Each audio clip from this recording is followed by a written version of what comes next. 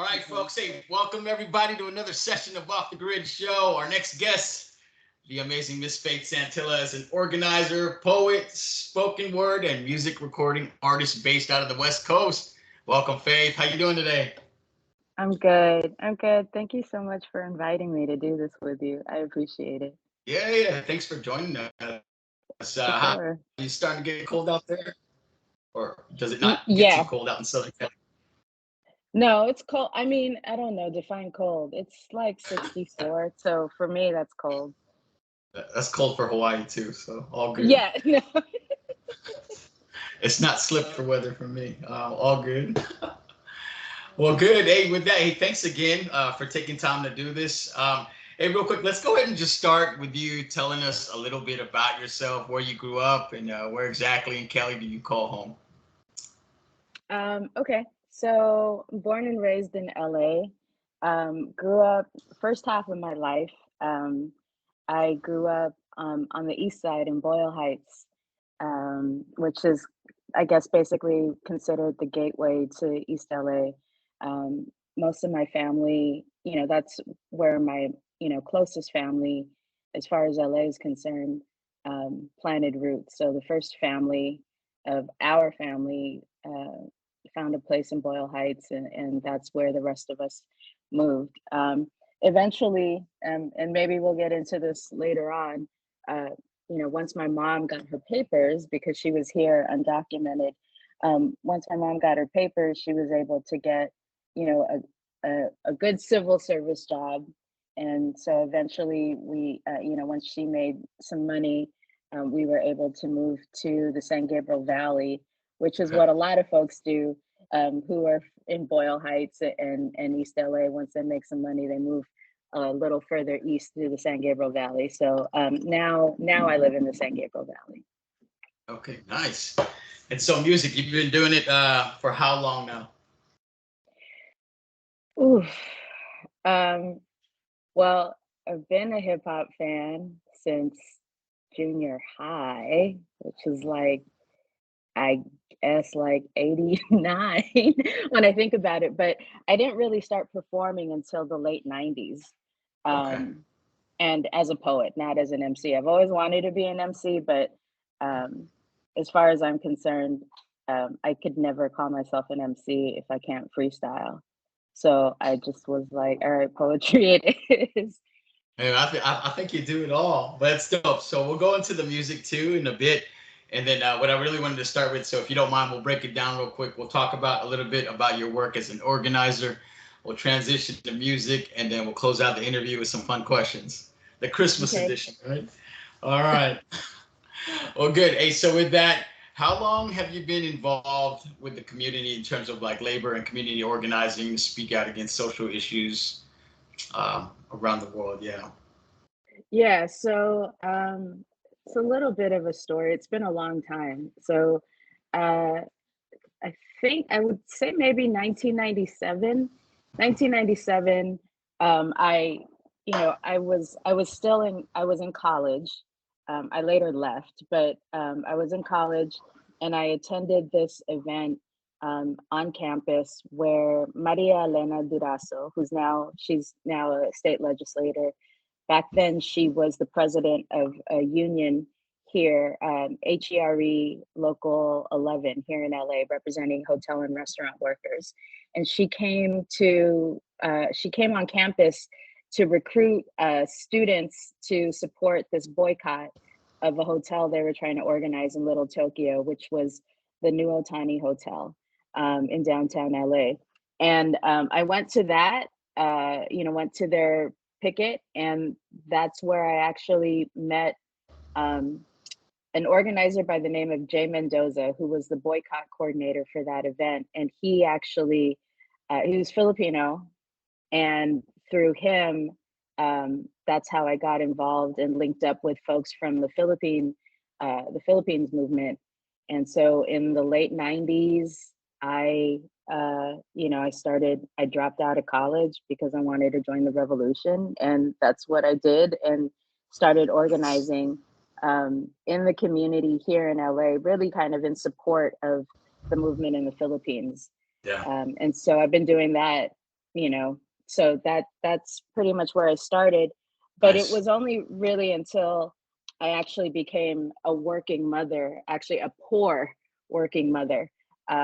My daughter was born in 2000, and long story short, when I began to experience what it was like to earn minimum wage and have health care I couldn't afford, um, around 2000, yeah, and my daughter got really sick, and I learned really how bad um, our healthcare system is.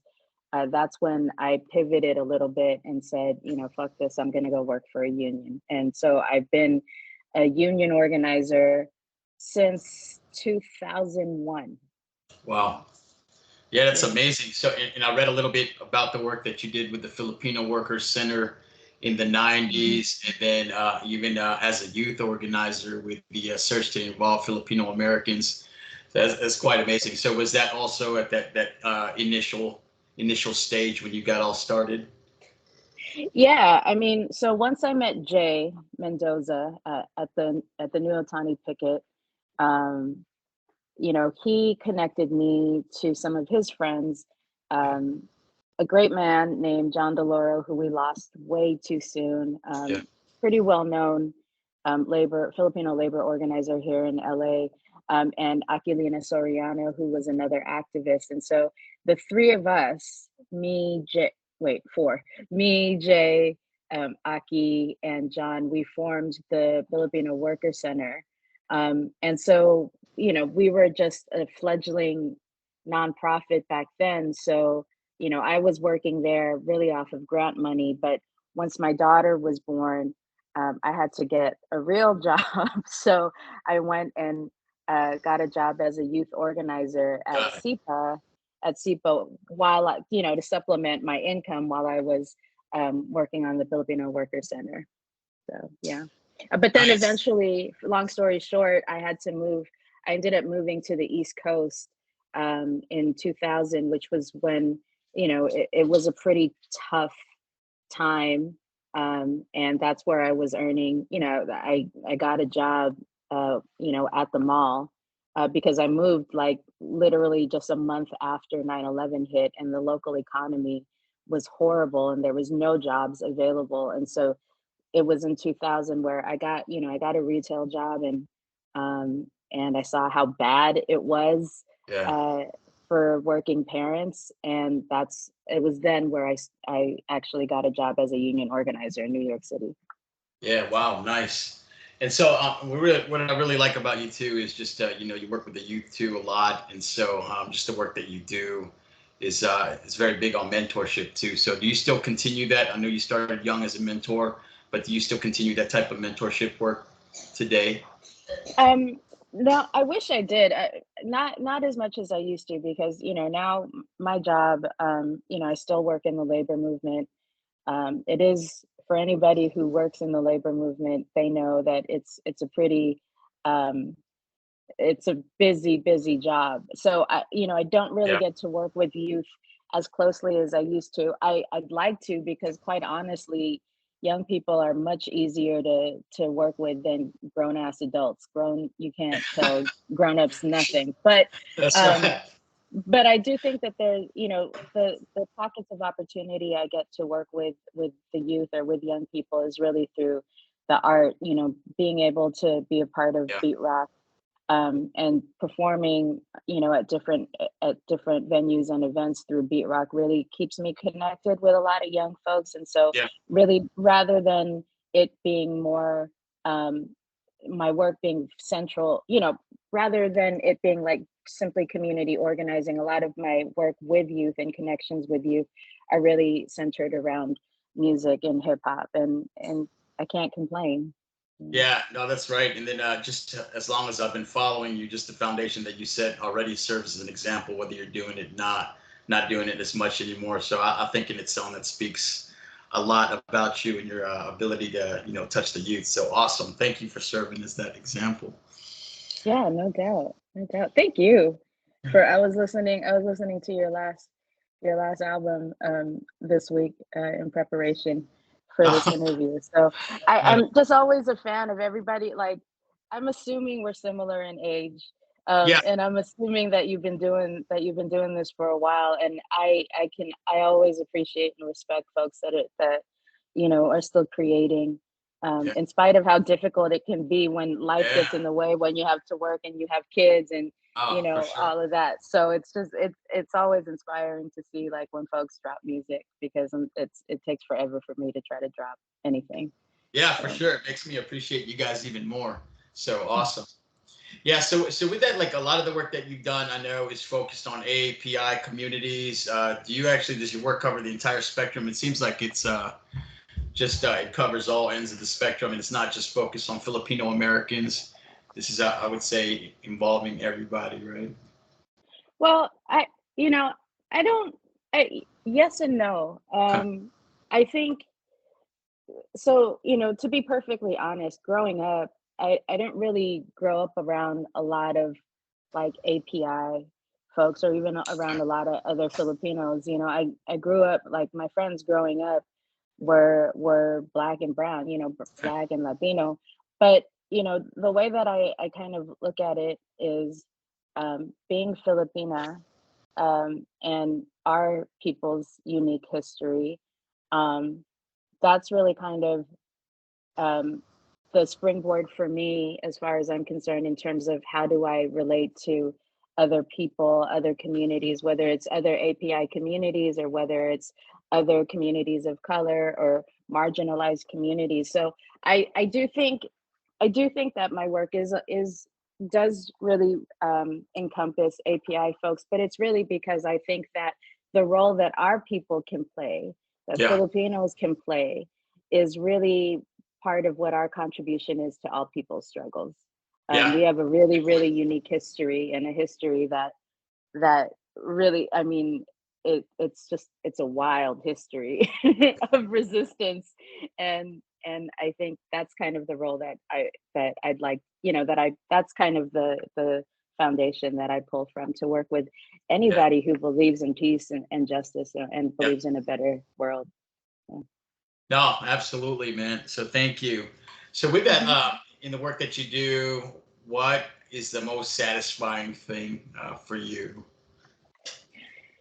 The most satisfying thing is being able to convince folks and get people to believe that they are able to do much more than what they think they're Yeah. able to do.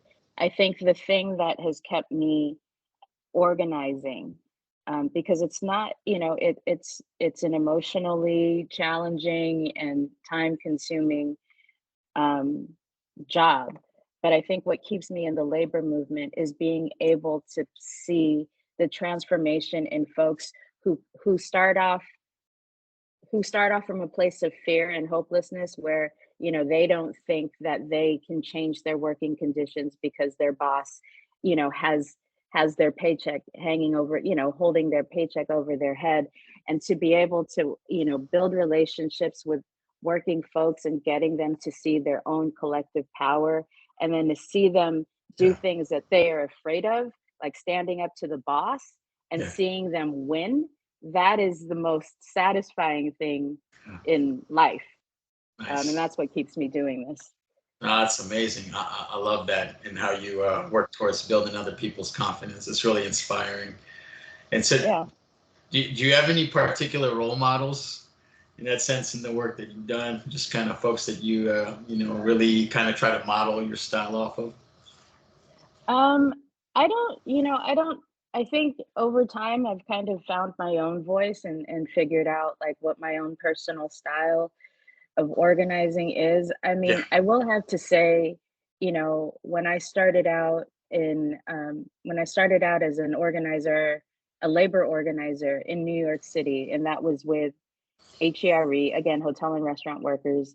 When Yeah. I started out there, organizing hotel and restaurant workers in New York City, um, I had a really tough boss. And I had, I really, really toughened up, and kind of learned that being a leader doesn't necessarily mean being nice all the time to the people Yeah, that you're trying to lead, but really challenging people to that's right. think differently about different issues. And so, his name was Jim Donovan. I learned a ton from him, in terms of what it means to challenge people in a way that is productive to get them to, see their own power. So I'd say him. Aki Soriano, Aquilina Soriano, she's who one of, like I said, she's one of the people that I started the Filipino Worker Center with. Yep. She's now the executive director of Nice. PwC, and she has been steadfast in building that organization so that now it's just this thriving community of Nice. Filipino workers, primarily healthcare workers, or home healthcare workers, and she's been able to lead that organization to a place where a majority of their funding is now, um, uh, they've built a model of self-determination so that they're not necessarily having to rely on always getting grants and guiding and having those grants guide their work. Yeah. So Aki Soriano, and I mean, I would say that probably a lot of my heroes are, it's not anything unfamiliar to a lot of folks. I mean, Fred Hampton is someone who, I'll read once in a while in case I need some inspiration.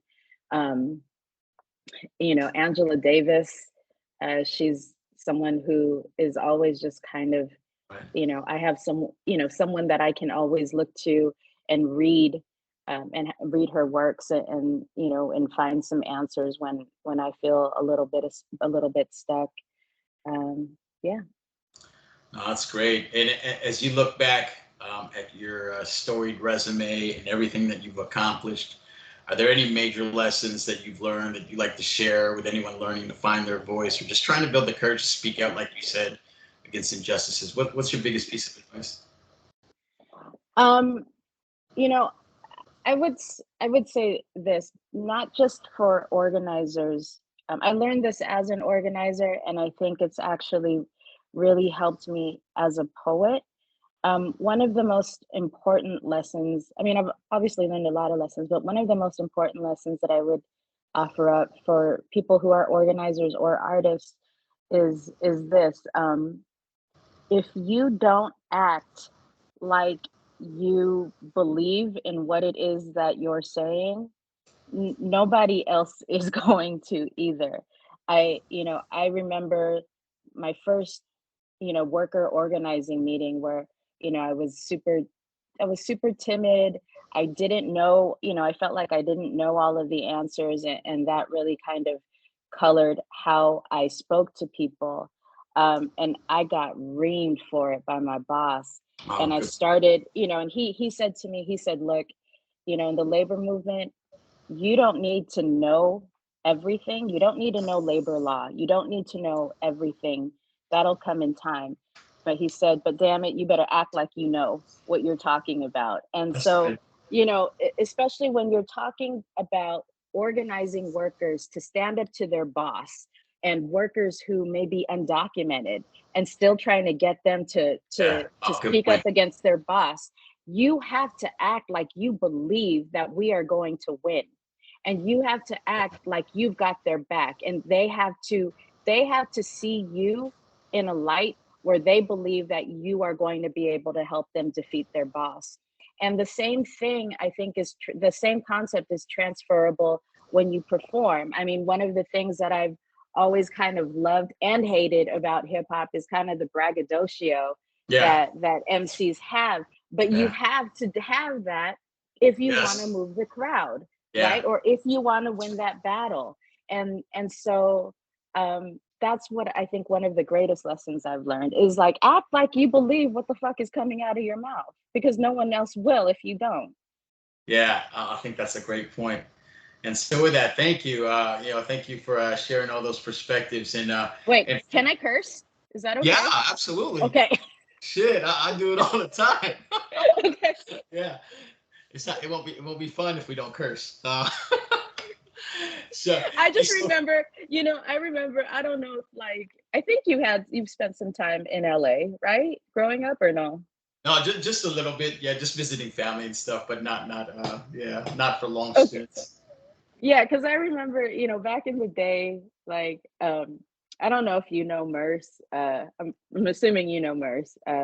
Merce and like, uh, Eli and Scarab. We Uh, we had a little crew like in junior high and high school, and so we would oh go wow. to, Yeah. yeah, and so back in the day, we would go to the Good Life Cafe, Right. um, and one of the rules there, getting on the mic at the Good Life, was you weren't allowed to curse. And Okay. Okay. yeah, no, and it was a good rule because I think Miss B, the woman that ran the Good Life, she was just like, if you can't come up with a lyric other than a curse, then you're not really that good of a rapper. And Oh yeah, so I've heard that too that's before. that's kind of like, and I heard that when I was like, I don't know, 15. And so ever since then, sometimes I'm like, am I allowed to say Yeah. bad words? Because I like saying bad words. But Yeah. that is a lesson that definitely stuck with me in Dude, the so Good that's a Life. good point. So like in music, when I write it, I try not to curse. But I think as I got older, there's select times that I need to use a curse word just because Oh it feels yeah. good. Yeah, yeah. So I'm like, whatever. But Yeah. I feel you. So hey, you just mentioned something that's crazy. So you said, I mean, I don't know those guys personally. I know of their music. All the folks from the Living Legends. But you said you were in a small crew with those guys back in middle school. Well, yeah. So Holy cow! Let's hear a little bit about that. yeah, I went to 32nd Street Junior High, which is in South LA. There, I went to school with Eli and Yeah, Scarab. And crazy. so I was a year older. I was in the one grade higher than they were. So when I hit 10th grade, I went to Hamilton High School in LA, Yeah.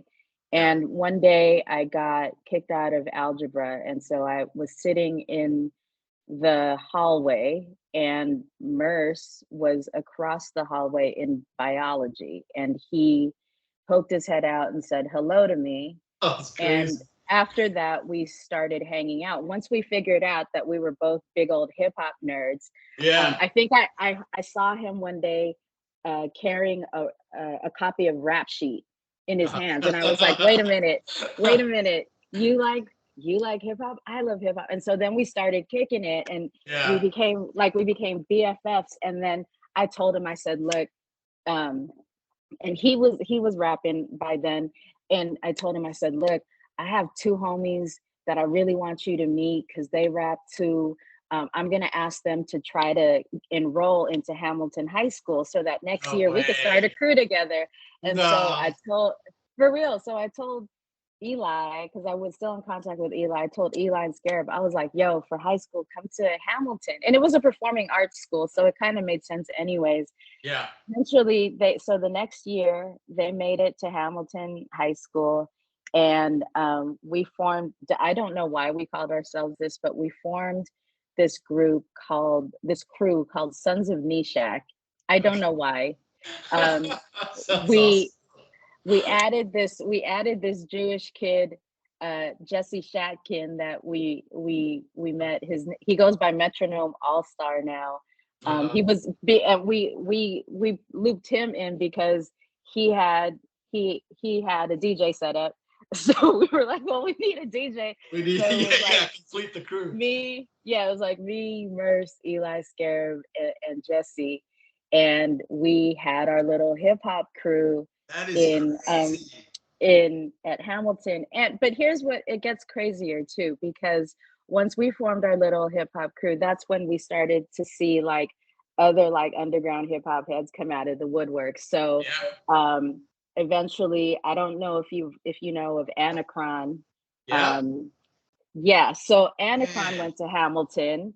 And then um the homie DJ Jedi, who was the DJ for Diggable Planets, he Oh, went to that's crazy. Hamilton. And so they came, we started connecting with them. For whatever reason, we wouldn't let them be part of Sons of Neshach, which is hella whack, but high school, Yeah. whatever. So they started their own crew called the Peanut Gallery. And so they would kick it at another bench. And then a bench across the way from us was another hip hop like circle. And that circle was led by DJ Double K from People Under the Stairs. Oh shit, that's And yeah, and so we were all at Hamilton High together, and I look and I mean there's been some amazing artists who have come out of Hamilton since then, like Kamasi Washington. Like my God. He came out of later. He was younger than us. Nipsey Hussle came out of Hamilton. He was younger than us as well. But oh I just feel really lucky to be able to say that like I was part of that kind of local LA underground hip hop history. yeah, yeah. I mean, you mentioned the Good Life and the starts of Project Blowed, and so I didn't even realize that you had a connection there. And then I'm gonna put it online right now that I'm gonna have to credit you a little bit for putting living legends together. Almost right. You I sparked the did. relationship. I Yeah, did. Well, I that's put they so Scarab, that's Eli, and great. Merce. They formed Three Melancholy Gypsies. That That's was their right. crew. And then after high school, things got a little hot down here in LA for Merce. So he had moved up to the Bay Area, and that's when he had connected with Corey and Tommy from Living Legends. And then, Yeah, that's how it all happened. But yeah, I that introduced is Merce to bananas. Eli and Scarab. Yeah, Yeah, I had no yeah. clue. Super cool. Well, hey, I think this is a good way to segue into your work as a poet and spoken word artist, and then hip hop artist as well. So with that, let's talk about. Let me separate the two for a little bit. Who were some of your? Let's start with poets, spoken word artists that really influenced you as you started doing that. Listen, I like rap. Yeah, So really, if I had to really claim who my inspirations were, yeah. it's not necessarily poets. I mean, like every MC is a poet, not every poet's an MC, but Yeah. my all-time inspiration would Okay. be Freestyle Fellowship. Ah, Freestyle Fellowship like really kind of changed my life. yeah, When I heard AC Alone, when I heard Mike and Nine, I was like, oh my God, what is yeah, this? So really like a lot of the Project Blowed heads, like yeah. Medusa. When I saw Medusa on stage, I was like, oh my God, I want to be her when I grow up. And it was funny because a few years ago was the first time I actually got to perform with Medusa. We Sick. collaborated on a song, and so that was Whoa. kind of like highlight. But so it was really MCs that inspired me. And in case it Yeah, isn't obvious in the stuff that I write, like my yeah. other influences were Poor Righteous Teachers, Yep. Brand Nubian, like those Yes. three, Freestyle Fellowship, Poor Righteous Teachers, Brand Nubian, those were like my inspirations. Awesome. But as far as poets are concerned, I was really kind of, I didn't really know a lot about poetry.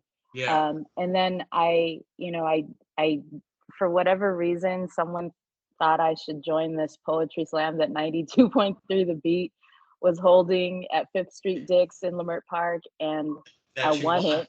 Yep. Yeah, and that's where met Amdi from Watts Profits, because he Yeah. was one of the judges.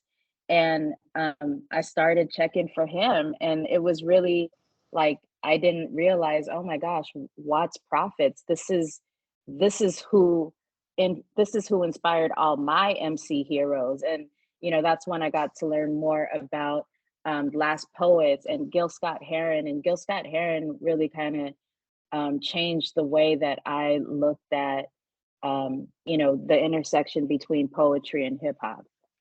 Yeah. So So you yeah. mentioned that radio show where you won the poetry slam contest on the Dominique DePrima show back in the Mhm. '90s. So was that kind of the springboard event that put Fate Santilla on the map? You would say to introduce you, or was there something Yeah. else? Yeah.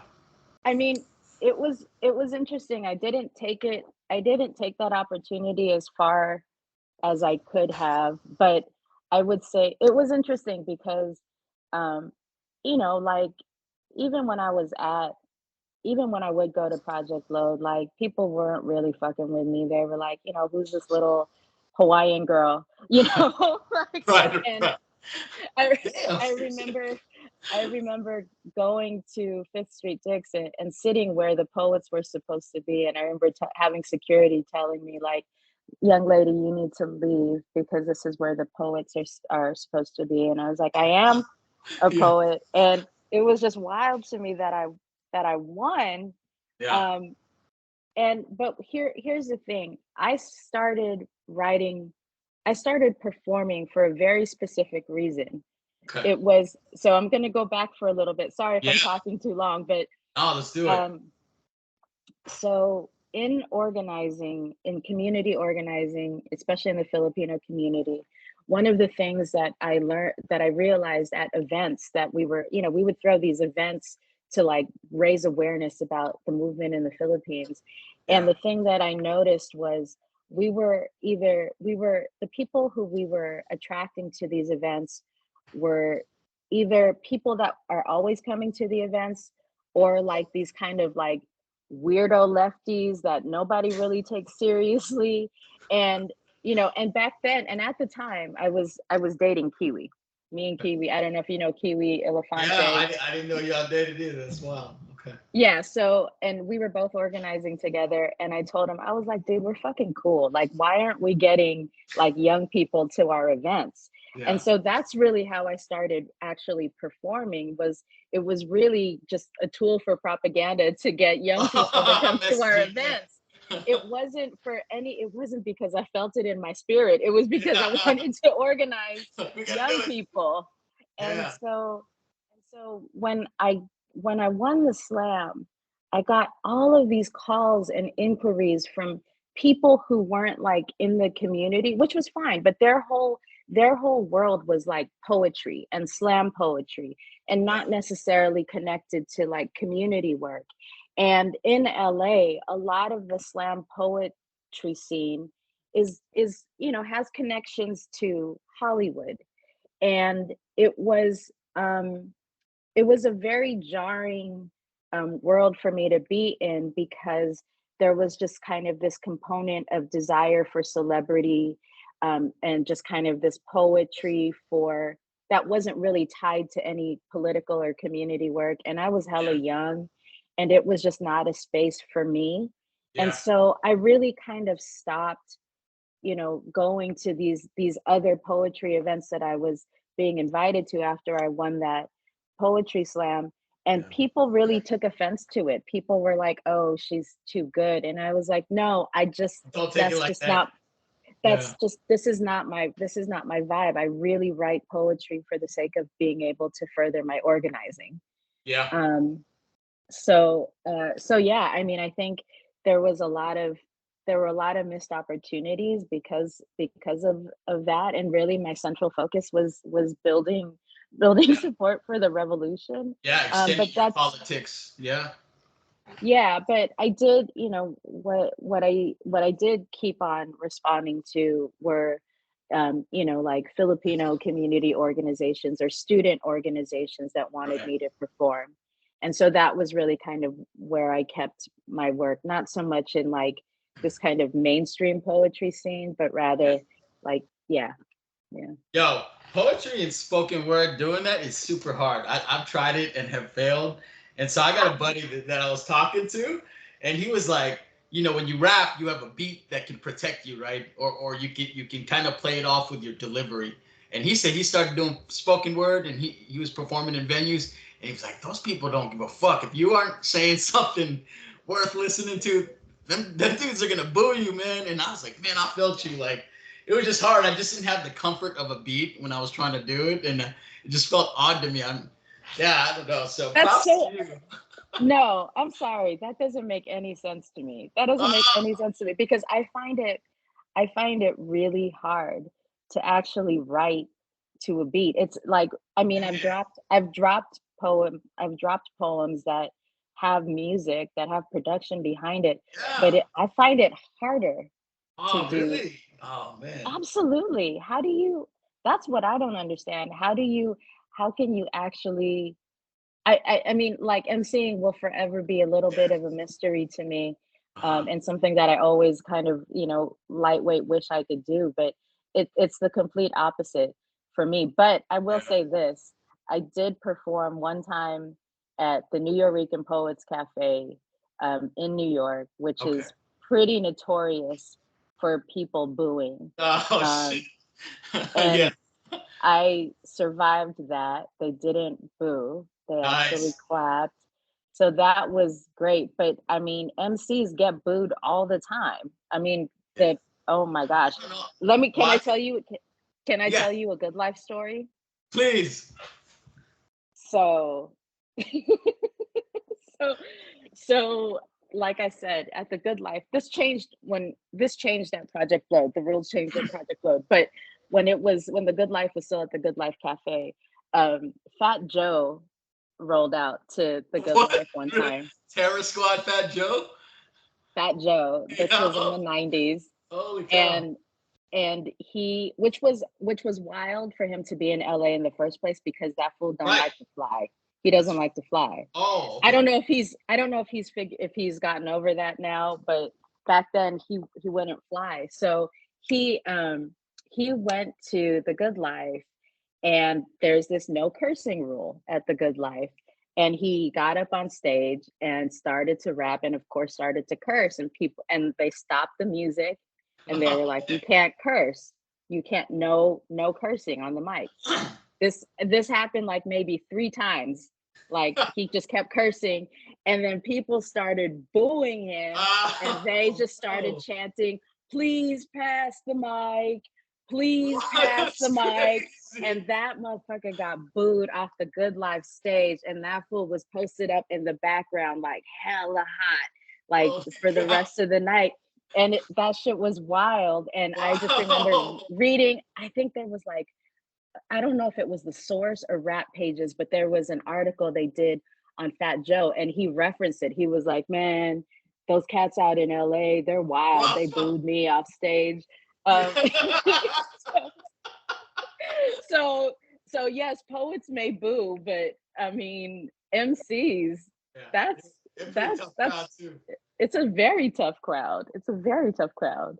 Yeah, I just think like I guess to counter your point, I would say that you're very good at this when you write. You have like a punchline or punchy line every like 2 bars, right? And so Right. I think when you MC, you can kind of play it off in delivery and maybe get it out in 4 lines, which is why I was like, man, you got to come correct like every line when you're delivering spoken word. But yeah, but really tough in the end. So man, Yeah. that's wild.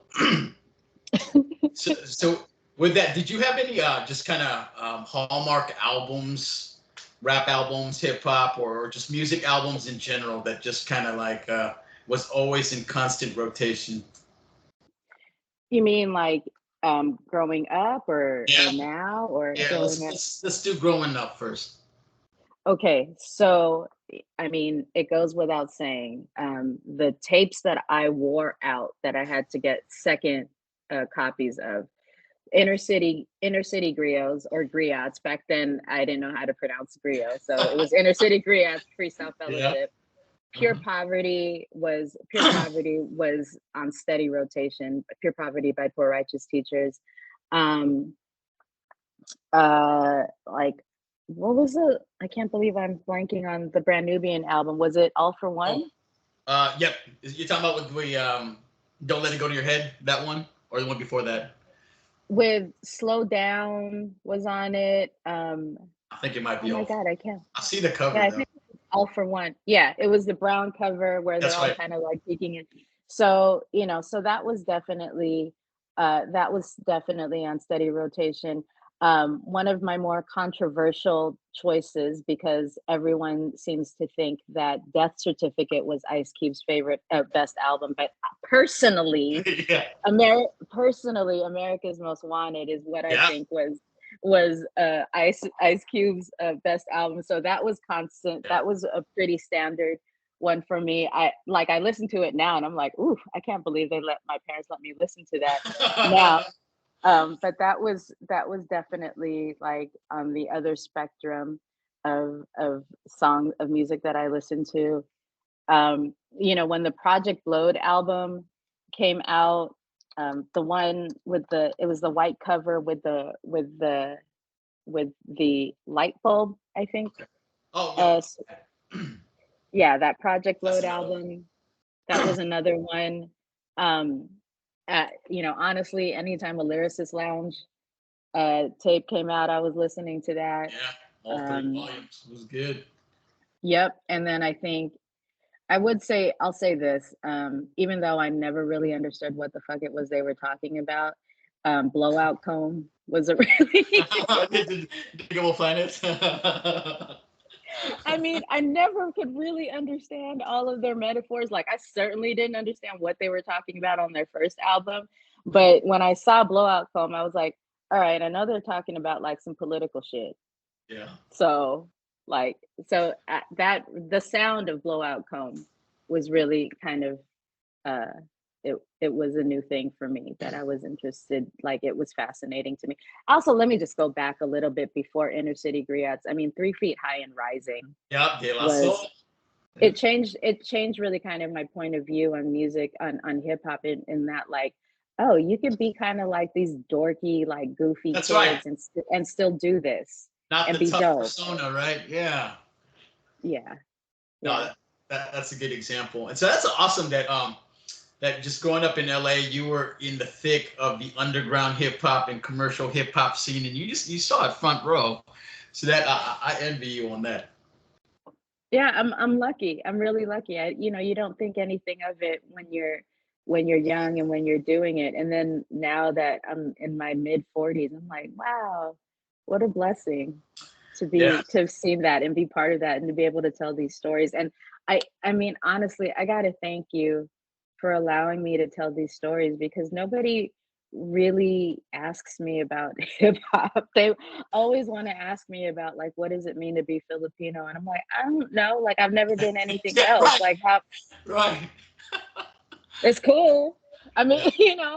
So yeah. So I'm really stoked that I get to talk to you about hip hop. It's No, dope. that's super dope. And so it sounds like that we like I'm a big golden age hip hop fan. And so, I mean, hip hop just evolves in general. And so, do you like how it's evolving still?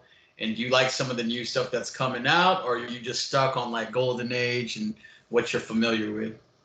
I'm not stuck on golden age. I mean, Okay. like, I do like, when when I will forever always have a mood where I want to just listen to old shit, and I Yeah. still do regularly listen to old shit. But I actually don't mind. I mean, I know a lot of folks from that era aren't really feeling, what's coming out today, but especially on the radio. But I can also remember being in the 90s and not liking a lot of the commercial shit that came out back then.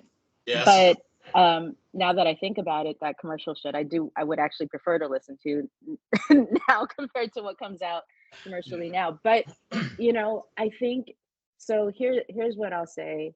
There's more women rappers coming out now than I ever really got to see when I was younger. And Yeah. that's amazing. Like, to be able to, like, Mumu Fresh, Ciroc, Rhapsody, Oh, like, yes. and Rock is I don't dope. know if I don't know if they're still putting out stuff, but Invincible, like, blew Oh, my yeah. mind. So I mean, and those are folks, Lil Sims from the UK, I really dig. So there's a Yeah. lot of good hip hop that comes out. I will also say that, like, I I think, I mean, of course, Kendrick, it goes without Yep. J. saying. Cole. Um, yeah, but also, like, I really love Vince Staples. I Yeah.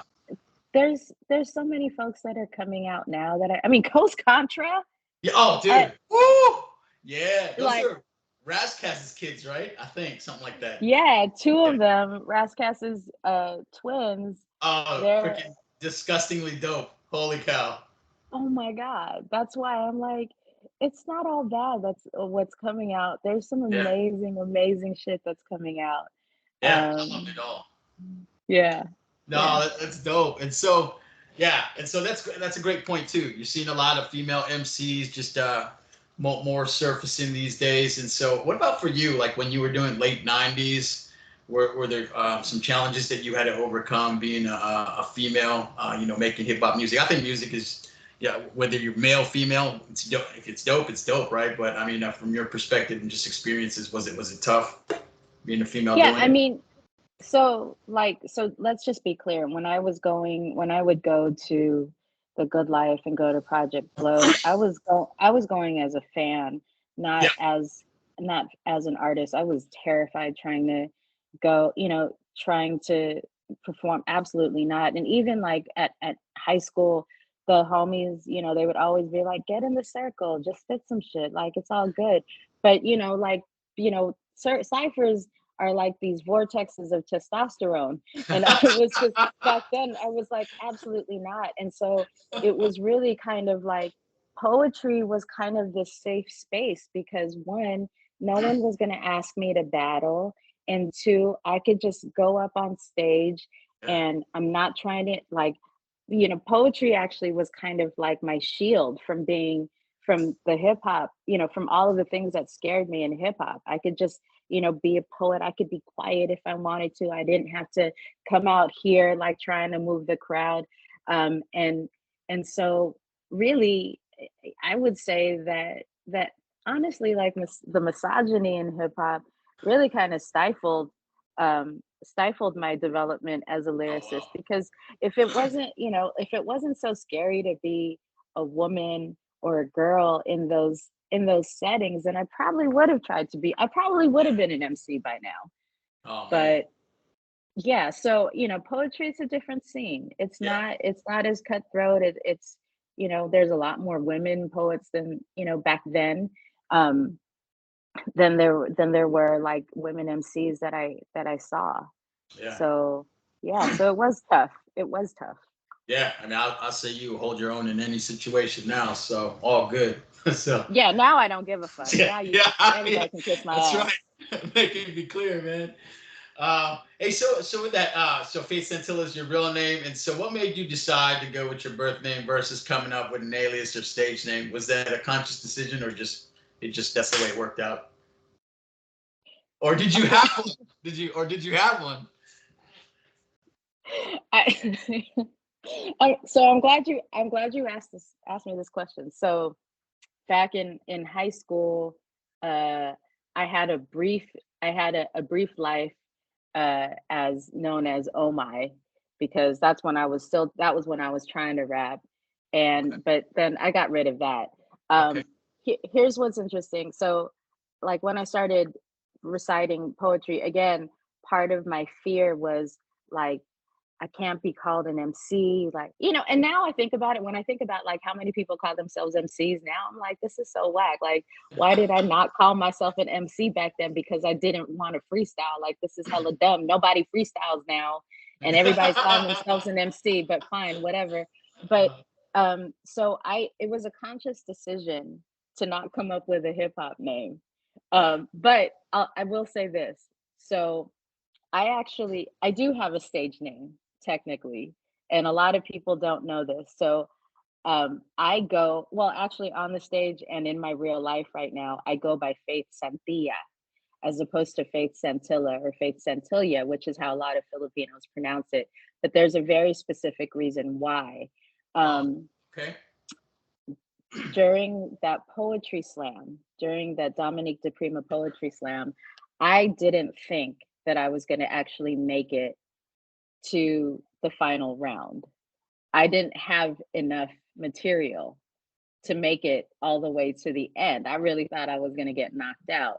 So a little bit of not all of it, but a little bit of what I performed as my final piece that got me to the win. It was a mashup of like different pieces that I had put together because I was like, oh my God, what the fuck am I going to do?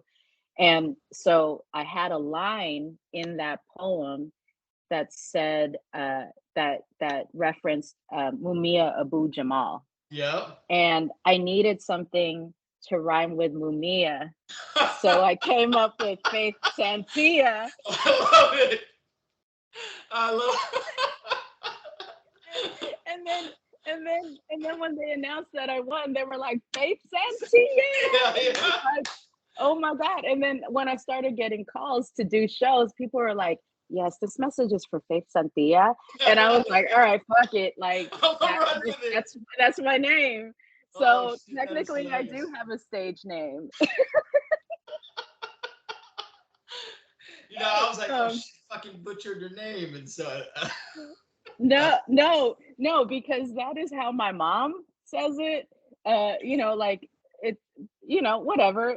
yeah. It was the colonizer's name anyways. I'm not really that attached to it, but I mean, look, and I live in LA, so Yeah, large yeah, Spanish speaking population. So people are yeah. gonna call me Faith Santilla, That's and I'm like, that it works. It works. like fuck it, it works. So, Oh, that's dope. Hey, thanks for sharing that story. And then you said your first name that you used was Oh My, is that right? oh my, yeah, like oh my, yeah, oh Oh, my, gotcha for the surprise. Well, hey, that's great. That's good insight. yeah. And so eventually you became a part of the Beat Rock Music Collective, right? And so, hey, can you just talk to me about how that connection was made and how that happened? Again, thank you for asking this because nobody asks me that shit. So it's how did that happen? How did that happen? Um, so I started me and Kiwi, and then eventually a couple of other friends who were like hella into hip hop, Filipino friends who were hella into hip hop. We started this artist collective called Balagtasan, the Balagtasan Collective, Okay. and eventually, um, Bamboo Yep. became a part of that collective. What I didn't realize, I learned this much later, but so eventually Bam, and this was kind of before Beat Rock was formed, but Yeah. Bam asked me one time to open up for him, Okay. um, for like the first album that he dropped, and he wanted me to open for him, That and self-entitled album, is that the one? was it self-entitled? Yeah, I guess it was Holy self-entitled. cow. Yeah, that was like late 90s, huh? Oh man. Way back. I think it was self-entitled. Was it self-entitled or ice cream bars? I don't know. Either Okay. I think it was self-entitled. Okay. I think pretty sure it was self-entitled. And so before he introduced me, before I went on stage, he introduced me and he was like, yo, I'm gonna bring up somebody who he was like a little story about how I found out about Faith Santilla is he said that he was overseas, I think during Desert Storm, and someone had sent him a copy of a Vibe magazine, and in that Vibe magazine, he saw me. There was an ad, there was this campaign put out by Rock the Vote that was called Rock the Vote Every Day, where they were trying to promote like community organizing. And so they invited me to be part of this campaign, and I had a little poem in that ad, and he said that he saw it and he was like, who is this Pinay That is poet? crazy. um, and I had no idea that that's how he knew about me. And eventually he joined Balagtasan Collective. I didn't know he knew anything about me, but he said like, you know, I was introduced to Faith through this, ad in Vibe magazine, and Damn. I got to learn more about her work, not just as a poet, but as a community organizer. And that's how he introduces me whenever he brings me up on stage. Yeah. And eventually he linked up with Beat Rock, and one day he asked me to do some voiceover stuff, Yeah. and add a poem to Party Worker, his album Party Yeah. Worker.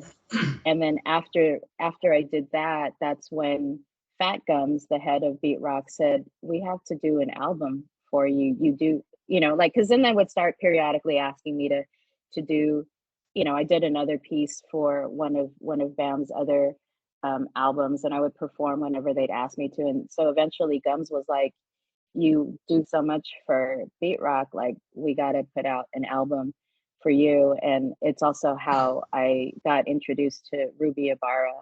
and Okay. we did that Us album, or Us, yeah. So, Yeah, which is that's great. interesting. Maybe we'll So get to that at some point. yeah, and so I guess I had the history wrong. So I didn't know if like Bamboo was the founding father. Sounds like Fat Gums was the founding father of beat rock, and it was operating way before you guys even got on. Well, so it was so no, so Gums, he is kind of like the head of beat rock, but Bam Okay, is really like kind of the face. Like he is your flagship, essentially the yeah. chairman. Yeah, and Gums is an amazing. He's like one of my favorite Yeah, producers. But he's kind of more behind the scenes and gotcha. and all of that. So yeah. Right on. Well, hey, thanks for sharing that story. And so I think this is probably a good way to segue into some of your music. And so you mentioned it that you featured on Bamboo's Party Worker album. So you performed on the song called Bread. And so, I got you here. So I'm going to give you some love. I want to show you some love on the lyrics, right? So I teared up for a while in the refrigeration aisle. Thought I would have had enough dough to splurge on flaming hot Cheetos. So I'm crossing off my grocery list. Not what I got, what I can't afford. I said, God damn, she made flaming hot Cheetos sad, dude. I was like, holy cow. Dude, just like I said, very punchy. And so I was like, dude, she just like drew emotion out of that. I just had, strong image when you delivered that piece. So hey, shout out to you for doing that. And what was going through your mind, or what was going on? So that was just the invite from Bamboo when you produced that verse. Yeah, and I mean, it was interesting because there were a few times where before Party Worker, I would talk to him and DJ Fatrick, his DJ, and there were a few times before where they were like, where Bam would be like, yeah, I want you to get on this album. I'd Yeah. like you to talk about like, again, I'd like you to talk about like what it means to be Pinay, blah blah blah, or Yeah. want to do something about like women. And Yeah. at one point, I told him, I was like, listen, like I'm already Pinay, I'm already a woman. You don't have to give me the woman song on your album. Like Yeah. if you want Right, to right. like if you want everything that I write is going to be from a Pinay's perspective. You don't have to be all on the nose about it. Let me write about what it is that I can write about, and I assure you it will be a woman's song. Right, And right. um that was that that whole poem. I think I chose to do that. I wrote that because this was years after my time, living in New Jersey, um and New Jersey was a really rough time, and that poem was about that time, and Oh wow. about, yeah, about like working minimum wage and having a toddler, and trying to, you know, afford raising a child on $9.50 an hour, and healthcare that was just not affordable. And I think Party Worker was an opportunity for, Yeah. up until, for a long time, when you become an organizer, an activist, a lot of what you believe is really theoretical. And the Party Worker album was really about me and Bam's, both our experiences as being organizers, Wow. community organizers. And I think for me, what I wanted to be able to contribute to that album was was the really concrete ramifications of social injustice and capitalism and what it does. And it was kind of the first time I could honestly say, like, the politics, I was able to connect my political theory to the Yeah. concrete conditions I was experiencing. And that's what I wanted to add to that Wow. album, because the album really was about organizing. Yeah, it um, freaking worked. Like you led as a writer, you led me to go down one lane, right? And I was like, okay, she's talking about Cheetos and crossing off her list, and then you punched it like, oh shit, can't afford it. I was like, God damn, that was deep. So, just yeah. the emotion behind it, I felt it, and it was clear. It was just written from can the I, heart. So, can I just tell you a little bit? That is actually because that moment at a grocery store is from a real experience. So oh wow, I yeah, I was working retail. I There's a line in there that says, there's a line where I say, I knew that I'd get coverage if I worked at 2 full time, but my bitch ass boss would gave me only 39. That line is because when I was working retail, I said I really need health insurance because I have a little girl, and they were like, oh, we only offer health insurance to our full-time employees, and full-time is Oh, 40 wow. hours. And so because full-time is 40 hours, you know, Wow. they would offer me things like 37 hours, 39 hours. Yeah, so they would And give you yeah, insurance. and eventually I was like, listen, you don't have to make me full time, but you got to give me some kind of health insurance. And so they gave me, they were like, here's what we can offer for part time employees. And I didn't know anything. I didn't know anything at that time up until that point. Like, you know, I'd been on my parents' health insurance. They're both union members for forever. So I never paid for health insurance under my parents' health plan. And I remember signing up for this health insurance, and I knew there was like a Friday where I was like, all right, it's payday today. I'm going to go to the grocery store, you know, stock up on some food. It's also going to be when my health care kicks in. So me, you know, I'm going to go to the doctor. I remember getting my check at the end of my shift that day and opening it up. And after a week's worth of work, they took out the cost, the cost of health coverage for me and my daughter was taken out of that check.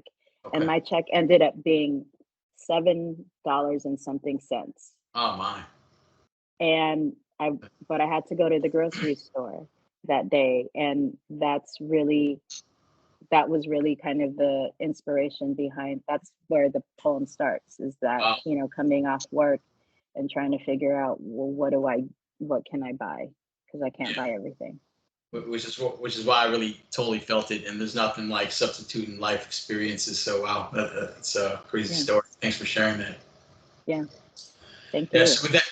with that, I wanted to jump now into another song that you mentioned. So the creation of the song for Ruby Ibarra's album "Us," right in 2017. You dropped on that, and again, I got you here, so I'm gonna maximize my time with you, and I gotta shout you out for your lyrics again. So let it be known, if you don't already, P9s have always been part and parcel, if not imperative and critical to the struggle. Filipinos are no stranger to wielding our own power of all the privileges that exist in the world, none of which you may be a benefactor, but there's at least one you bear, and that is privilege of having been a born a Filipino. Your DNA contains building blocks made from the mud of over 500 years of resistance and survival. And when you're ready, sis will be right there, and it closes with you right behind, right behind you are all the girls in that final scene. And so, holy cow! First, your delivery, your voice. Oh, holy cow! Very commanding. I was like, God damn, I'm not fucking with this girl. And so, just man, that was great. That video had to be super fun to make, and like I said, you're very punchy. Every two bars or something. Just there's no weak line. It's just it's all there. That's a Manny Pacquiao verse right there, man. Knock it back out. That was that was amazing. Can you just talk to me about your perspective in putting that piece together? You really killed it, and I'm so glad that they closed with you because that's still the deal. I was like, whew, That shit. was, it's so funny because um I actually wasn't originally supposed to be on that Are song. you I'll kidding tell me? you. No, Holy shit. I'll tell you in a second. So they so I hadn't met Ruby yet. I hadn't met Ruby, but Fat Thumbs had hit me up and said, "Hey, you know, I'm working on an album with Ruby, and there's this song um, that I think we really need to get you on. Can you write something for it?" And I was like, "Okay." I wasn't consistently writing at that time, Okay. and I literally was like, I remember calling Rocky Rivera up and being like, girl, I have no idea what I'm about to say on this. Oh, And on the drive down to the studio. And so, really, on the drive down to the studio was when I wrote in my head, like, what I was going to say. holy And it's, shit. and one of the, and, you know, here's the thing, like, and this goes back to like my kind of my very, very rigid beliefs when it comes to poetry and emceeing is really there's very few times where I would write anything that didn't rhyme. You know, I just was like, that's what I do. And but I didn't have time for that for this one because I just needed to come up with some shit. So I just wrote I can't believe something out. it. It was actually a little bit longer than that. Okay. Um, and and Gums, I think Gums is a really amazing producer. He actually chopped up what I recorded. Okay. He chopped up what I recorded, and it came out to that, Okay. and to what you ended up hearing. And my first reaction to the song was like, oh my god, I sound hella whack because I'm not rhyming, What? and Oh oh, man. absolutely. I was like, I don't think I like this. Like, I wish they hadn't chopped my shit up. I'm already not rhyming. Like, I feel hella weak doing this. But then I mean, the reaction from people was like, Yeah. oh my god, people like motherfuckers crying and shit. And I was like, Dude, oh, that okay. was Like, intense. I'm not that bad. So um but what was funny was I hadn't met Ruby back then. They had an MC actually do. She wanted me to do the bridge of this song, Gotcha. and there was a rapper who will remain nameless, Okay. A who male is or female? It had to be a, female, right? m- a male. A male for that song? Well, Crazy. you have the I don't think any of us really understood what the song was going to end up True. being. Good point. So it was there was a rapper that came in that recorded the bridge, so to speak, for the song, and he came out the booth and was like, and said something to the effect of like, man, I'm gonna get so much ass off of this. And that was when Fat Gums hit me up and was like, yo, I think we need you on this. Yeah. Hey, cut this dude. and, and so I was like, for sure. So Ruby hit me up. She emailed me and she was like, hey, yeah, so like here's here's what I'd like you to do. And then like she sent me like a DOS effects video, like something like this. And she had some lyrics there and she was like, this is kind of what I'm hearing you say. And it was like, yo, yo, yo, yo, check this out. And I was like, oh my God. I was like, I told Gums, I was like, I'll record the yo yo yo, check this out. This is hella corny to me. It's not me. So Yeah. we'll record that because if that's what Ruby wants, fine. But here's some other stuff that I think we can record. And it was, what ended up being on the album. Wow. Um, so yeah, I think it would have been a very, very different song. Oh Uh, man. Especially if that dude stayed on there too. I mean, I would have been like, I just don't belong on this track. And yeah, I'm glad they kept you for the end. 'Cause that like I said, that was the Manny Pacquiao knockout of the song. I was like, holy shit. And then and just the image, right? The image of all the girls in the background, and then it was just a powerful video, right? And you guys were doing the traditional dancing, phasing in and out. So a beautiful song, very motivating. But yeah, your verse, like, holy cow, so dope. Thank All right, you. I love it. Oh man, that's a lot of good stories from that one. That's great. I'm gonna use that as a snippet. That was awesome. Oh my God. I hope Fat Gums doesn't get mad at me. I hope Ruby doesn't get mad at me. But it's just a funny story because it's Yeah, now you hear the song and it can't be any other way. But the thing that's so fascinating, and you know this as an MC, is that yeah, sometimes you start off with an idea and it comes out different and yeah, it works and it works. yeah, Yeah. yeah. So after the song was done, I mean, did the guy who recorded that little bridge, did he know he got cut off, or did he not know until the song came out? And did you guys even Oh, discuss it afterwards? No. I have no idea. That's between Ruby and him. Oh, okay, Um, got it. All right. but Oh, it's no love lost, no love lost. yeah, just They whatever they've works, right? yeah, they've performed, they've done stuff together. I see him once in a while. Yeah, It's all love. It's all yeah, love. I think, absolutely. yeah, I yeah. just love the story behind it. It's great. All right. Hey, so the next song I dove into was your single on Bamboo's Exercising Demon album. Song is Don't Oh my Say God, I hate Others. that. I What? hate that. Holy cow. Hey, like I just quoted all your songs because they were just so powerful. But oh man, here we go again. People often make the terrible mistake that our history began when we arrived in the States, when in fact it started where we came from, back in the Philippines, where the only peace we knew was through the barrel of a gun. We didn't start the fire.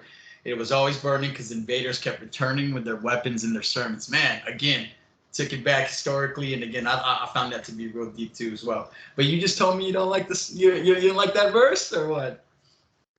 So I do like the this is again, this is why it's wild to me when you said earlier that you you think spoken word is hard because you Yeah, don't have a beat to hide behind. But my challenge has always been, it people like I don't write to a beat. I have my own kind of cadence. However, the spirit moves me to, yeah, love it. to say something or rhyme something is how it is. It's not necessarily to a song, and it's not very easy. It's not nearly as easy as it sounds to when people say, "Oh, just, just record your poem and we'll build a beat around you." That Yeah, it doesn't it's actually not that easy, especially for a lot of yeah, hip hop producers. And so that I mean, I love OJ who did the beat, and I yeah, love Bam, and I actually really like the lyrics, but yeah. I haven't listened to it because I can hear the discomfort in that song on my Gotcha. end. Okay. Yeah, like, and so, but I do love the song. But Yeah, I will say this, that album, so um I don't really listen to that piece very often because it makes me uncomfortable, because I can remember how I felt yeah, in the booth, like not feeling too great about how it came out. But what's interesting is that that was a very, exercising a demon, that whole like effort, it had a very interesting reaction from, not only was I uncomfortable with it, but a lot of the homies that used to bang, it's also hard for them to listen to. yeah, And it was interesting talking to Bam about, you know, how hard, for different reasons, how hard it was for people to listen to those, both of those, exercising a demon, projects. And so it's just an interesting project. But yeah, if I whenever I perform that, I perform it a cappella. I gotcha.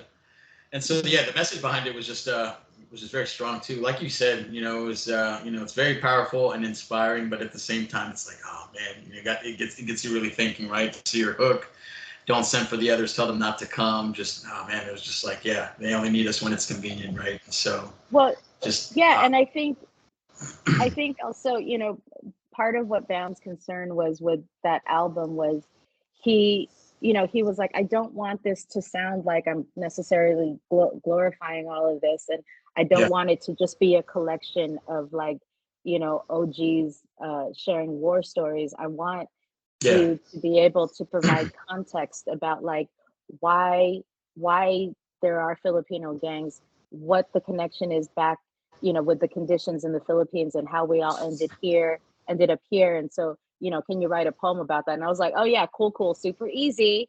yeah, And but and I wrote that at a time.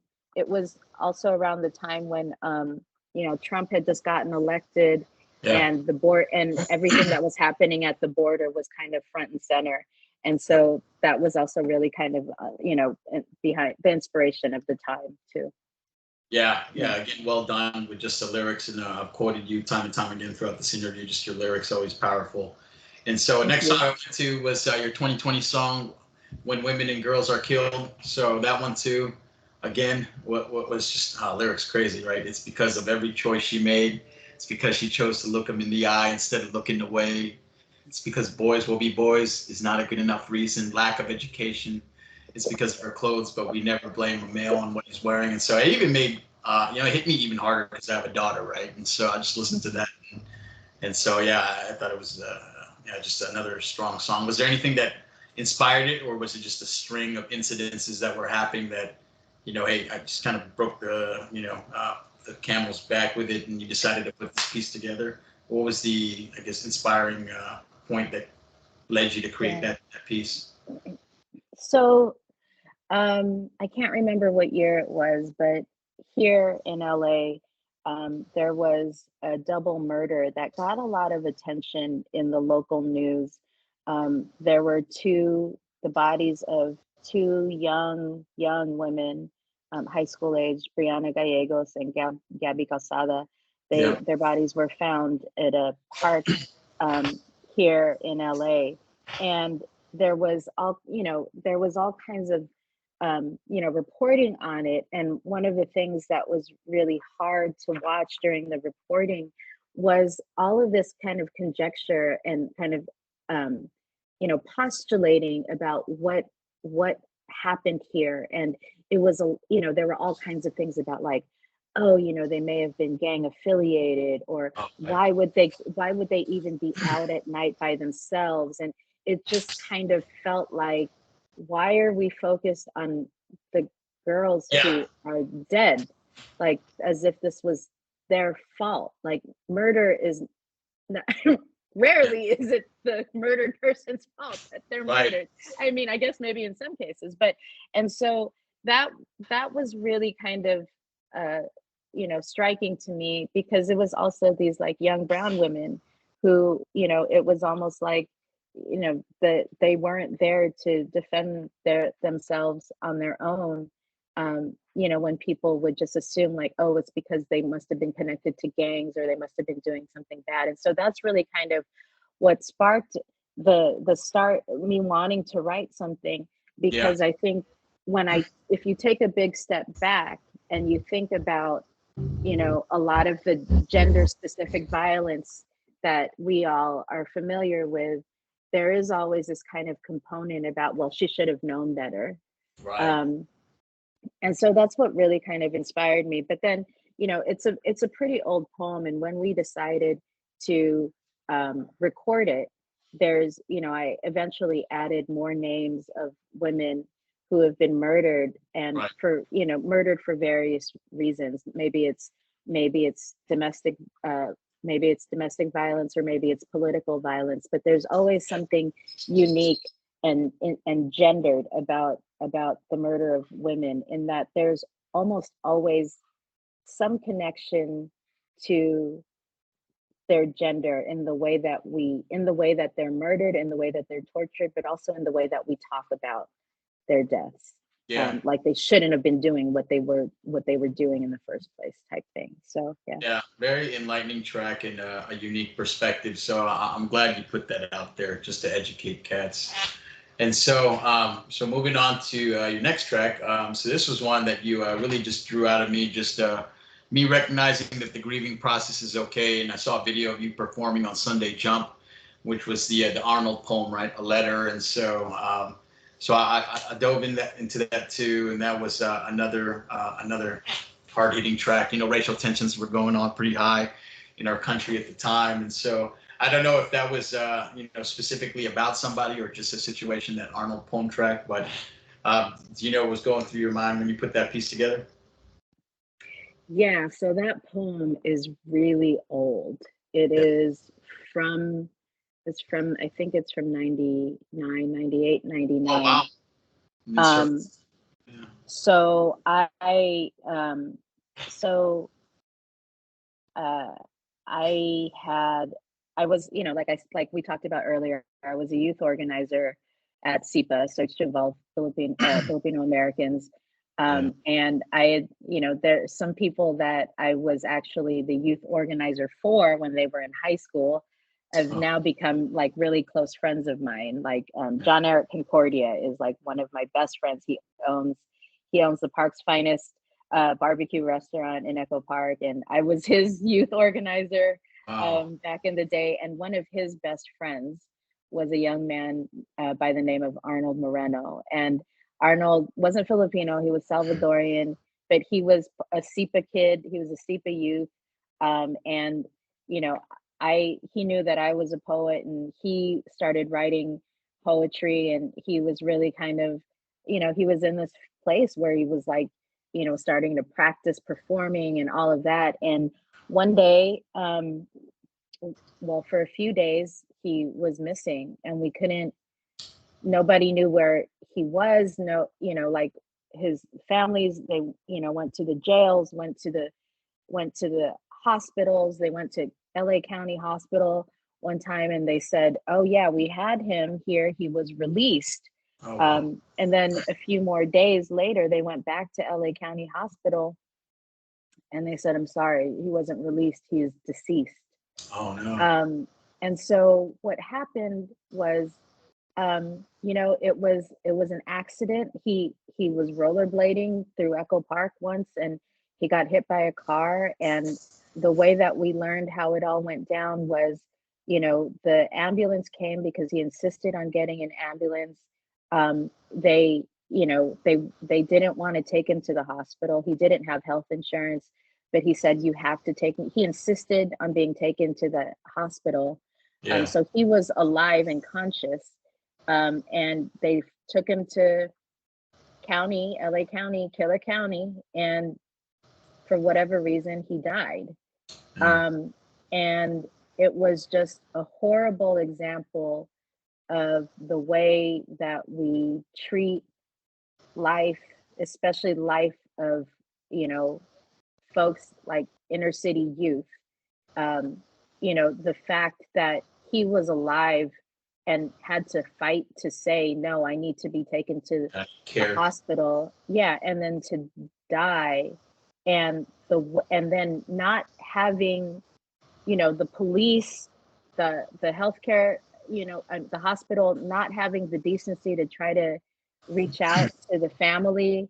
It's not like he was homeless. It's not like he was without identification. Sure. It was just kind of a horrible, unnecessary experience. And, that was just me trying to work it out.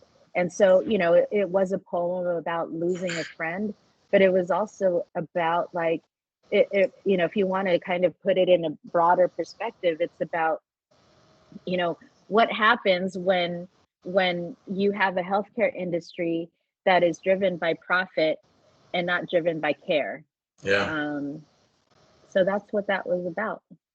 Yeah, and we got to hear these stories, and so that's why just everything you've done, I really appreciate that. As rough as it is to hear about, I'm glad that these stories exist so that people can hear and learn from it. At least I hope they do. So, yeah, Thank you. another good one. And so, and you do that again too, right? So you do that again in the EP, the Justice for Angelo Quinto, Justice for All, right? So you did that with the Bella Robert, Diana Cassandra track. I saw you perform it at the FPAC 2023 preview show, or at least I saw the video of it.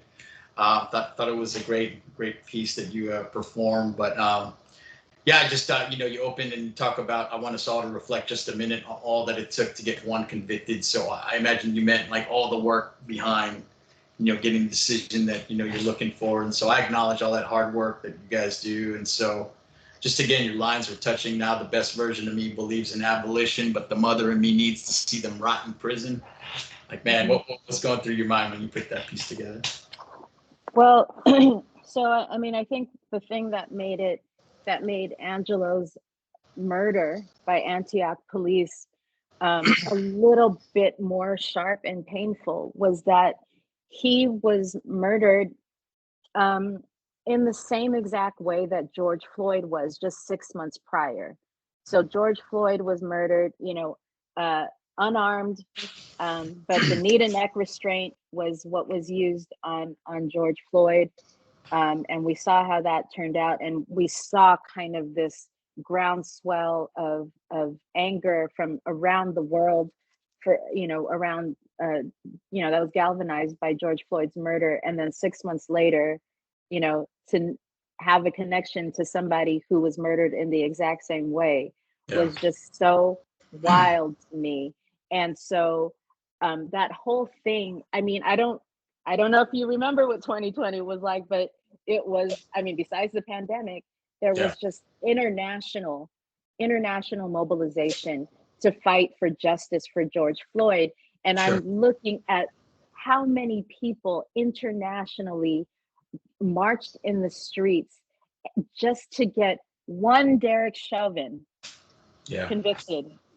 And that's what that was. It was, and it was so frustrating to be like, we it's not even that we can mobilize in our own cities or in our own countries. We have to mobilize the world Oh, to why? get one one person, a murder that we all watched. Yeah. Like I said, a murder that we all watched on Instagram, that it took that much work just to get him, just to get one conviction. Yeah. Um and that's where the frustration was because you saw this movement around George Floyd, and then we saw Angelo, and it was just exhausting. Yeah. And I, and the thing is I think I have a very different, I have a different perspective than I think a lot of other people do, in that, all of the policemen that I've known personally are all folks that came from the hood. They were all folks, they were all people who, you know, started out wanting to be able to serve their community. And so like I kind of have this perspective where I'm like, you know, if you're a police officer, you should be against police brutality as well. Like, at least from a personal note, the folks that I know that went into the police force are people that were really well intentioned. Yeah. And so it was always really kind of hard for me to want to do a poem about police brutality. um, but at this point I was just fed up, and it Yeah. was like, I don't, I want to be able to kind of articulate someone who isn't even like, you know, murder the police. I'm not, you don't hear me say that, but as someone, a mother, to be able to articulate the anger and frustration Sure. of the loss of an unnecessary loss of a life, is that's really what drove that. And I started, at one point, I helped organize this online event, for Angelo's family, and Yeah. helped organize this EP to raise money for Angelo's family. And so I got to meet, his family, and just just be having to talk to a mother. Yeah. um Tough. yeah. Yeah, so I'm really, really proud of that poem, because Yeah. I think I got across the anger that I wanted to get across, as being a mom, Abs- seeing this happen, but also being able to kind of, I don't know, I feel like I did a good job, um, collecting all of the frustration and anger from that moment, and that moment in time. So it's one of my favorite poems. Yeah, you are absolutely good at that. So yeah, thank you And for I also sharing. have to shout out DJ Infrared for that beat, because Oh, okay. it was the first time I was like, oh, I think I could actually do something to this. So yeah. Yeah, thanks for sharing perspective on that. And so the final song that we'll touch on is the one that you recently released at the beginning of November with Bayani, Filipino MC from New York. All right, I Yes. want to know what inspired this collaboration, and how that connection was made. You want to go into it? Well, again, I just am kind of in this place where it's like, uh I don't know if I have time to actually write a rhyme. I'ma just, he needed an intro and he needed an Are you outro. So I serious? don't. Oh, what? It was just real Yeah, quick. yeah, because again, like, and now I'm learning, like, especially getting feedback from from Revolt, that song that we just dropped. I realized, especially from Bayani, who said, like, he really liked what I had to say. And I'm like, okay, maybe I don't necessarily need to rhyme all the time. Maybe I can just say some shit and it's still poetry. Again, this is me. I have a very, very, like, I've been very, very tunnel vision in terms of what I grew up believing to be dope, and hip hop is the dopest thing to me. And so that's why Yeah. I'm like kind of in this interesting phase where I'm relearning that, I don't necessarily have to rhyme things to be able to be effective, Yeah. in music. And so it's a very funny story, because I heard Bayani's original version of this, Same beat. and same, yeah, same beat. I heard the Okay. original version, and he says some things at the beginning and the end of the original version that Okay. really offended me. I got Oh shit. really upset with him. Um, and it's not worth getting into, but I was like, Yeah. why would you say that shit? That's stupid. Like, what the fuck are you talking about? Yeah. And he was like, all right, I want you to put something, record something for the intro and the outro. And really, um, you know, we're very good homies, so Yeah. it's not like there's any beef, but Yeah. honestly, that the intro and outro I wrote directly to him. I was like, artists have a choice. Yeah. Rap about some bullshit, or you can rap about something meaningful. and Yeah. and both the outro too, like, you Yeah. know I know anybody, any Filipino MC, you're out there, cool, do your thing, but don't forget, you come from a long history of 100 years. revolution, Yeah. and don't you fucking forget it. And if I you know. and if you have the ability to create art, like, let that always be in the back of your mind, that there's a certain level of responsibility you have as an artist, as a Yeah. Filipino artist. And so, um so it came from a little bit of a place of annoyance, but Yeah. I think he really loved how it came out, and I'm really thankful that I got to support Yeah. one of his projects. He's a comic book creator, Yeah. and one of the things that's dope about him is that, he's an MC, and he's actually a really good lyricist. And so that is going to be on the soundtrack to the comic book that he just released. So it's going to be like Nice. accompanying his comics. So it's kind of a dope concept. Yeah. No, he's great. I'm looking forward. We have a mutual friend that is trying to put us on a track together, so he's very good. But I really enjoyed the song, and I'll tell you, after I heard your verse or your intro and your outro, I just you put me on a big guilt trip, right? I was like, God, it's like I didn't know it was pointed at him, but I was like, Jesus, anything less would be a dereliction of duty. I was like, God damn, dude, like. Man, it was again, lyrics just always strong, right? Artists have a choice. You can serve your own interest. You can serve the interests of the oppressor. Or you can serve the people. I was like, shit, dude, she's Sorry. I got yeah, I know. And then, yeah, then you drew it all the way back, right, to our past, and then again, the last line, I was like, anything less would be a dereliction of duty. I said, shit. I said, oh, that was amazing. So I love the song. So that was great. Another great release that you have under your belt.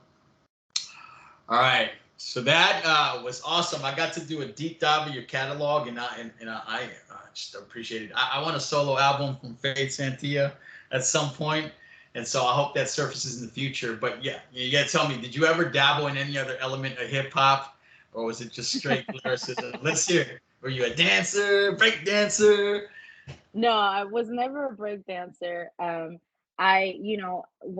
we had Sons of Nishak, Lil Yeah. Nurse and all of them, I was trying to be a DJ, but my parents were like, hell no, we ain't buying you all of that shit. Right. So, Yeah. like, I think I got, as far as I got was like one turntable and a hand-me-down mixer. But so one thing that I definitely did was write on walls. I did a ton of Nice. tagging when I was growing up. So yeah, I used to tag Vegas. So that was, I guess, that was like the first, yeah, that was my placa, Vegas. That was my first foray into one of the elements of hip hop. Um, Nice. but then I got arrested, so then that stopped. that ended the that ended that quick, huh? Well, Yeah. good. I'm glad you went into lyricism because again, you're amazing. Um, awesome. Hey, so what does Faith like to do in her spare time when she's not organizing, taking care of your family, or making music? What do you do for fun? I like to sleep. I really like to Yeah, sleep. I second that.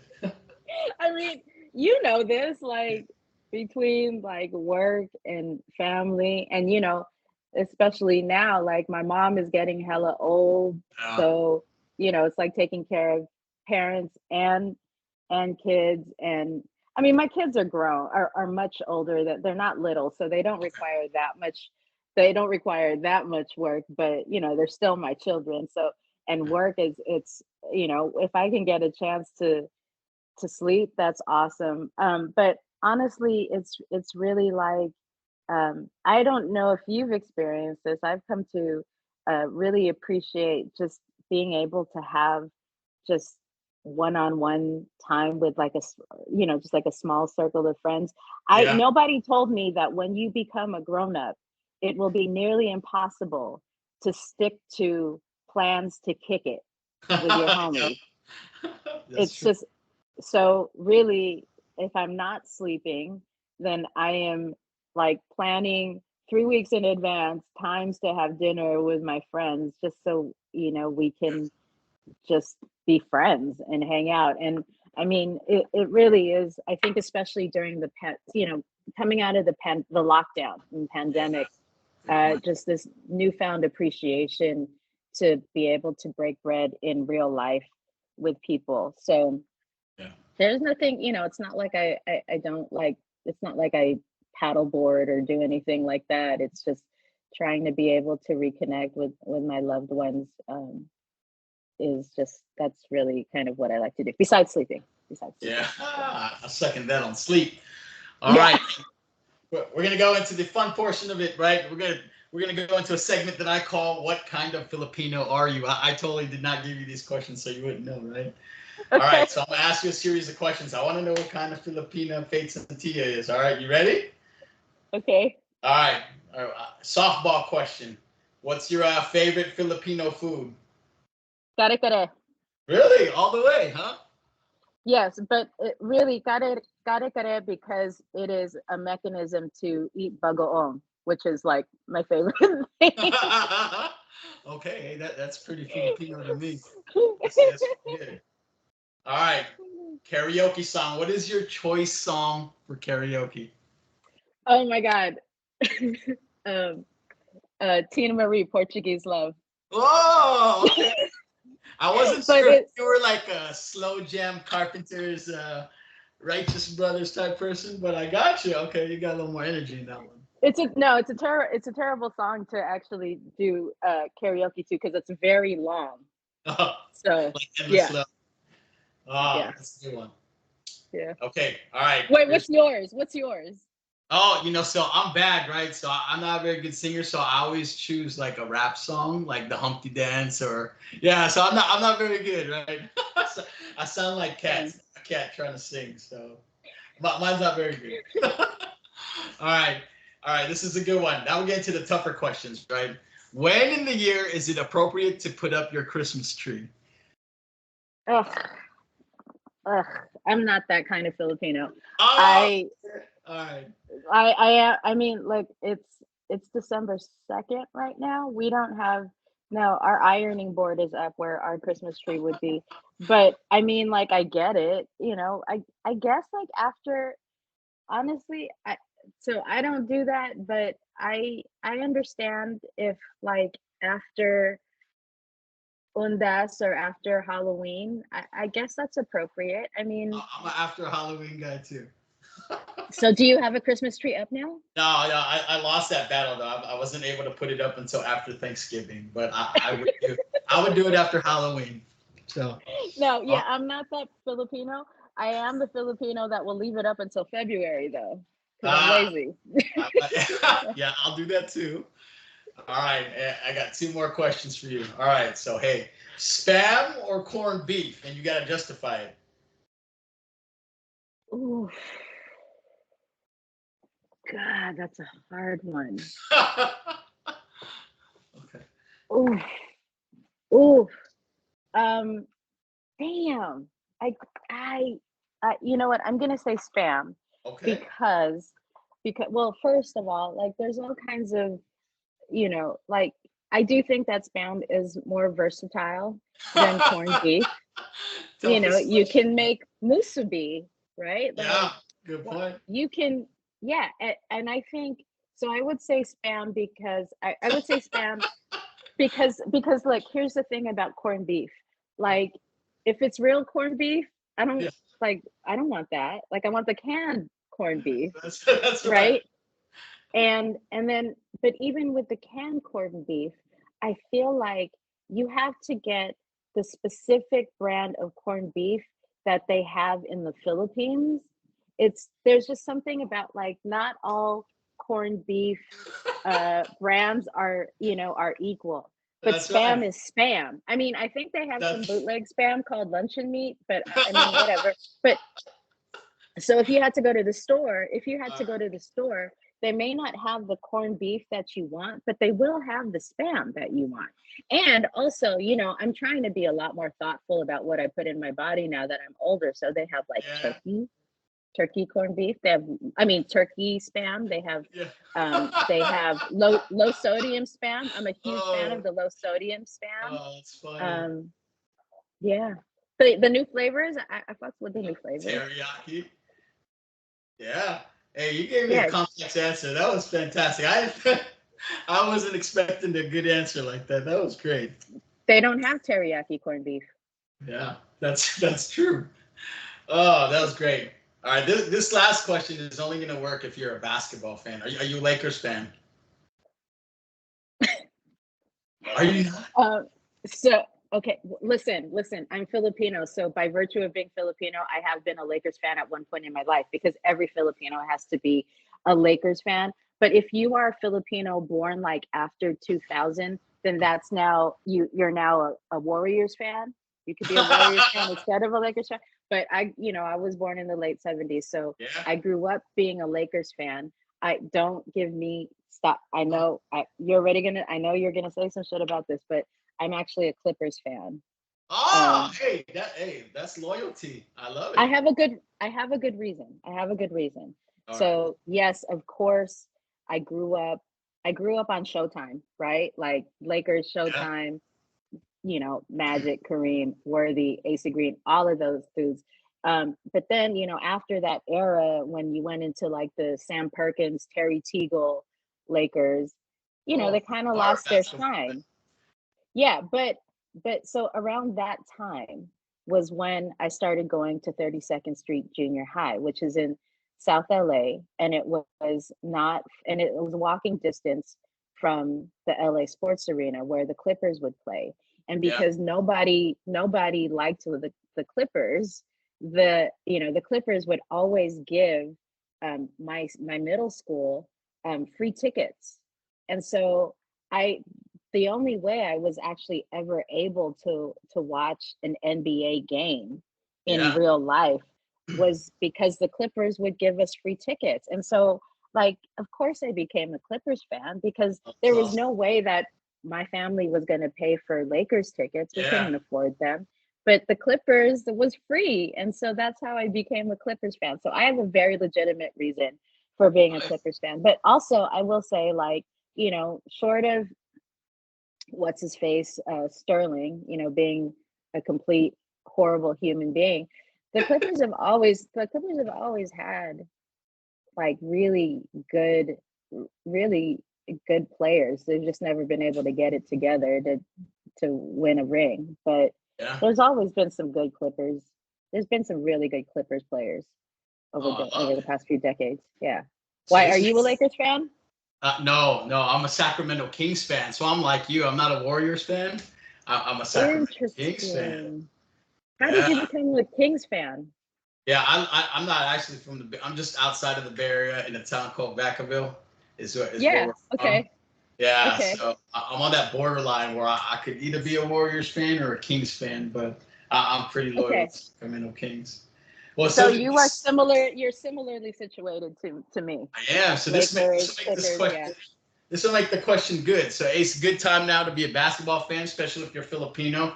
Got a couple half Filipino guys: Jordan Clarkson from the Jazz, Jalen Yeah. Green from the Houston Rockets. So Yeah. let me ask you this. This is your final question. Answer carefully. Uh All oh. right. So if the Clippers were playing Jordan Clarkson's team or Jalen Green's team, half Filipinos, ready to represent Filipinos, who would you prefer to win that game? Your Clippers or the Filipino basketball players in the NBA? I, My cousin hated this question. okay, I people are gonna really hate this, but it's gonna be the Clippers. There I'm you go. sorry, I like we're love it. talking Loyal. about Loyal. we're talking about who our sports teams. Like Loyal. of course it's the Clippers. And you know what? I'll say this. I said this not too long ago, and I think people like were like a little bit shocked by it. But and this is no shade to Clarkson or Jalen. Like I love watching both of them. I'm super stoked whenever I see them. But Yeah. for me, like just real talk, it's not good enough for you to be Filipino. Like for me to like Yeah. you. I'm sorry. There's plenty of like whack ass Filipinos out there. Like, Yeah. Marcos, Duterte. Like just because you Filipino, don't expect me to like just big Yeah. up you automatically. And so and now it gets a little complicated because I'm sure those two are very lovely young men from what I Yeah. understand. Right. Right. But at the end of the day, Right. I have a history with the Clippers. And so like you're not going to do. I am not Taylor Swift's dad, Yeah. okay? That, once there's some connection, you're going to sell out your team because, somebody on another team. That's right. Like how he's doing with the Chiefs right now and Kelsey or whoever. Right. So yeah, it's going to be the Clippers. I Sorry. love it. My cousin answered the same. So she was a little heated that I asked her that question, but she leaned towards the Warriors. So good. Well done. I love it. Loyalty. Well, good. Hey, that was fun. So, hey, before we close out this amazing interview, do you have any special projects that you're working on, or any final words before we close this thing up? Um, yeah, I mean, first, again, I know I keep thanking you, but this is probably my favorite interview that I've ever done in the decades of being interviewed. It's just, Yeah. um, I just really appreciate that you really got me to like share, um, uh, things about me that people don't really ask. So I'm really, really thankful for that. And, as far as projects, it's been like, it's probably going on the seventh year where we've been talking about me putting out a solo project. But this year, this coming year, I have to put out my own project. I absolutely have to. I'm just it's my main part. It's like one of my number one personal goal for Awesome. 2024 is to record something. And so that's really what I'm working on. I imagine that, I know you and I had a conversation about collaborating on a song. Yes.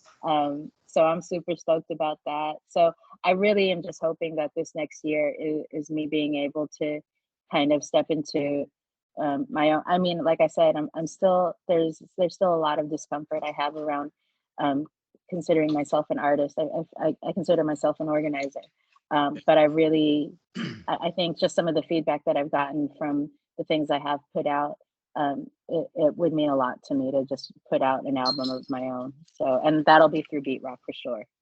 Awesome. I look forward to hearing the project. So I hope that comes to fruition. But with that, thank you again. Like I said, I love everything that you're all about. Your love for the people in the community is unmatched. You are a true voice for the marginalized. I'm so glad that the academics are studying your work. And so you, like I said, you are truly a role model to all. So thank you so much for your time. And I know I kept you for about 2 hours, and you haven't eaten lunch yet, so you might. I don't want to get you hangry or anything, but hey, thank you so much. You were amazing. I look forward to watching all your work and then Uh, just your projects. Yeah, thank you again. Thank you. So Yeah. dope.